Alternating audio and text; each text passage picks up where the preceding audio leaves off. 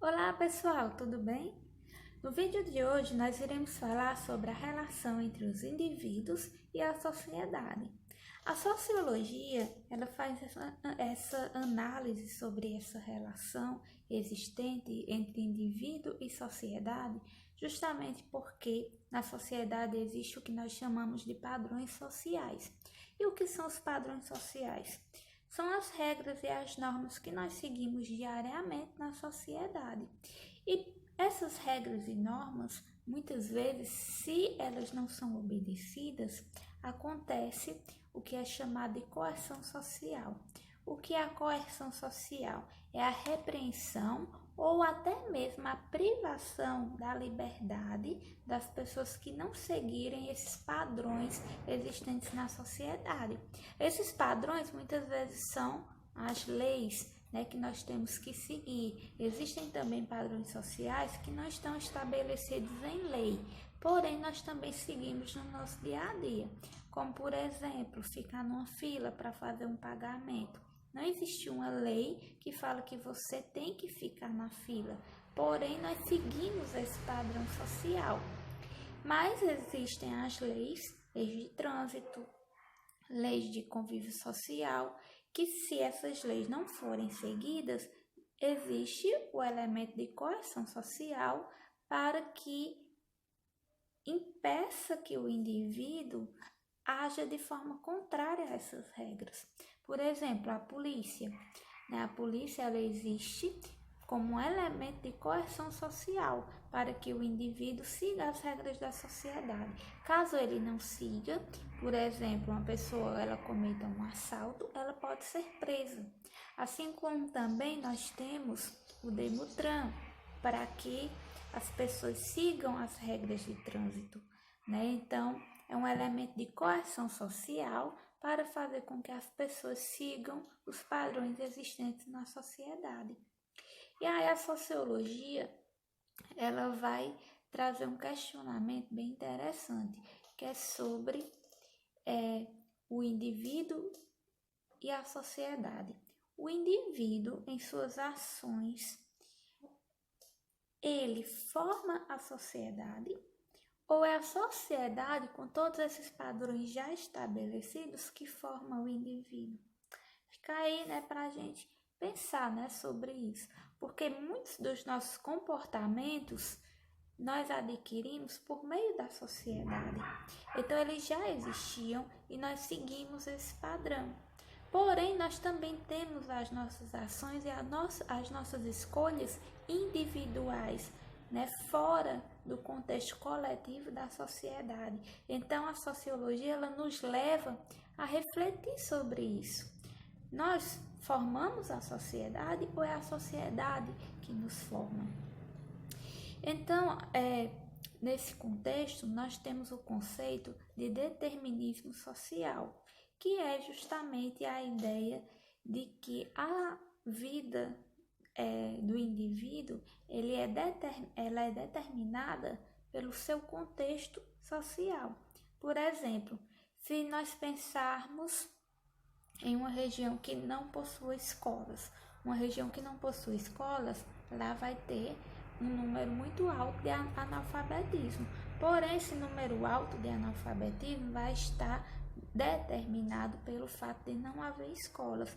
Logo, a vida dessas pessoas que moram nessa região onde não há escola vai sofrer várias consequências que estão determinadas por esse fator de não haver escolas. Então, não é algo relacionado à ação individual, ou seja, aquele indivíduo ele não teve como escolher estudar porque na sua região não tem escola. Então, se na sua região não tem escola e ele não tem condições financeiras de estudar fora, então a vida desse indivíduo vai estar determinada por esses fatores. Então, a ideia de determinismo social é justamente a ideia de que a sociedade ela determina a forma de vida das pessoas. Porém, mesmo pensando nisso, vem vários questionamentos em relação a em relação à forma como nossa vida é determinada. Será mesmo que a sociedade ela age de forma isolada às ações individuais? Porque existem padrões estabelecidos que as pessoas seguem, né? Porém, nós temos o nosso comportamento individual. Então, a sociedade ela estabelece esses padrões, essas regras, e isso realmente está isolado, está fora das nossas ações. Nós não conseguimos implicar nesses fatores. Será que realmente nessas regras existentes na sociedade estão acima da nossa vontade ou ela está relacionada com o que nós queremos? Aí a gente consegue perceber o quê? Que a sociedade ela possui toda uma estrutura, né? A estrutura social que é regida por regras. E essas regras que formam toda a estrutura social, elas existem independentes da nossa consciência. Como assim? Vamos pensar na nossa fala. Nós sabemos que existem as regras de gramática, onde nós usamos verbos, usamos artigos, né? Usamos termos de ligações para elaborar uma frase. Porém, quando nós estamos falando, a gente não fica pensando nessas regras de gramática. A gente fala e de forma inconsciente. Então, elaboramos frases feitas sem pensar, eu tenho que falar usando esse termo de ligação. Não, a gente não fala pensando dessa forma, simplesmente a gente fala sem pensar nas regras. É uma ação inconsciente. Da mesma forma, acontece na estrutura social. Nós temos um comportamento de acordo com a sociedade de forma inconsciente, onde nós não paramos para pensar, né, se aquilo está estabelecido em lei, né, se de fato aquilo é bom para mim. Então a gente vai agindo no nosso dia a dia, né, de forma automática, né, sem termos uma consciência disso, né? Como eu já falei antes, você chega em um determinado estabelecimento, compra uma coisa, vai até o caixa, tem uma fila lá, você entra na fila para pagar. Você não vai parar para pensar em uma regra, em uma lei. É uma ação que você tem automaticamente, de forma inconsciente, de acordo com os padrões que são estabelecidos na sociedade. Como, por exemplo, você toma banho, veste uma roupa e você sai do seu quarto vestido. É uma ação que você faz inconsciente. Você não vai vestir sua roupa pensando, eu vou vestir essa roupa porque existe a lei que me obriga a vestir a roupa, eu não posso sair por aí pelado. Não, você não faz a ação de vestir a roupa pensando nas regras, pensando nas leis. É uma ação que nós fazemos de forma inconsciente. Então, a sociologia, ela nos faz refletir sobre isso, né? Ela nos faz refletir sobre o nosso comportamento, sobre a relação que nós temos com a sociedade. Ou seja, nosso comportamento, ele também influencia desses padrões existentes na sociedade. A sociologia ela mostra que, embora existam padrões e regras para a gente seguir, também vai existir a nossa ação individual, né? Nós, como indivíduos atuantes dentro dessa coletividade.